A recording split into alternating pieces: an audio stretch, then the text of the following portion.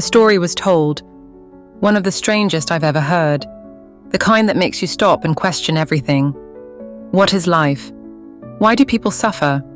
It was the kind of tale that sent shivers down your spine, making you wonder if there could be truth in something so haunting. It was about a teenage boy named Dave, born into wealth, the only child of a respected military officer and a compassionate educator. He lacked nothing except the ability to feel. Dave was born with a rare and disturbing condition. He could not feel pain, neither physical nor emotional. Not a single tear, not a flinch, even when he bled. As a child, he would bite his fingers until they bled, not out of tantrum, but instinct, like something inside him wanted to feel something, anything. At first, his parents thought it was just a phase. After all, some children bite their nails too far.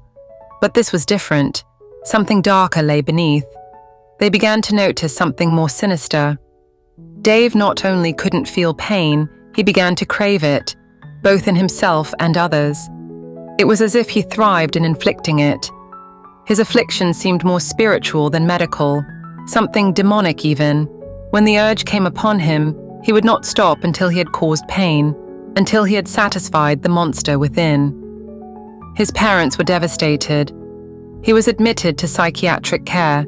Doctors tried everything, even shock therapy, but nothing worked. In fact, the shocks nearly killed him.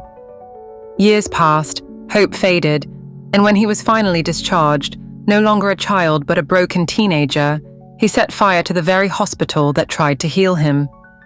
People were injured. Some died. That night, Dave came home and knelt before his father. "Forgive me, Father," he whispered. "I can't help it. Please, forgive me." But his father, consumed by grief and shame, looked at him with hollow eyes. "You are no longer my son," he said coldly. "You are dead to me." His mother sobbed, trying to reason with her husband, but he would not listen. Dave's last thread of hope snapped.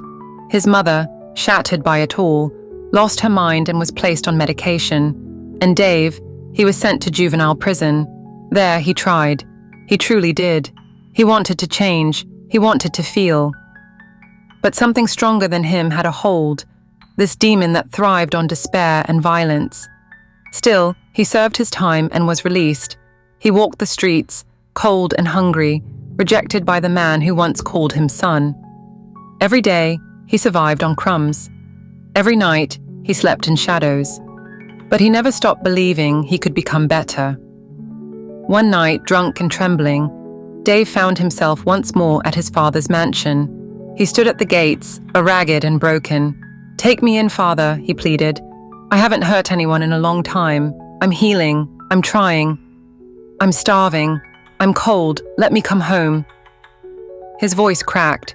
Though his eyes could not produce tears, his soul was drenched in sorrow. "I am a sick child. Your son. Help me to heal," he pleaded, his voice cracking with desperation.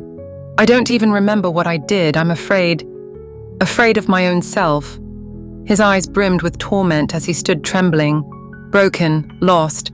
"How can I have someone like you, a home like ours, and still end up roaming the streets?"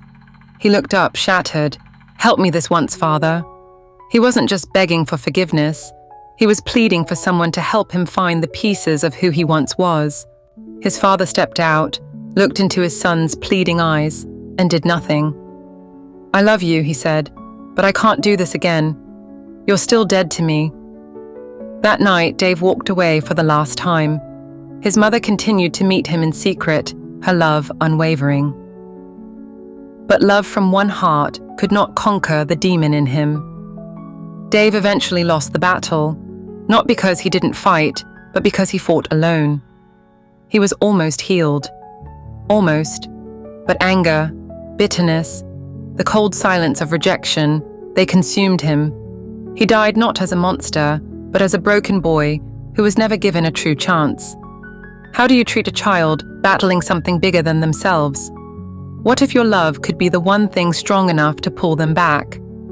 We often forget that sometimes love is the greatest medicine.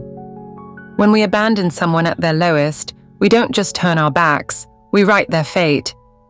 So listen, talk, be patient. Don't just discipline, understand. May God help you in your journey as parents, and may trials never find your home. Amen.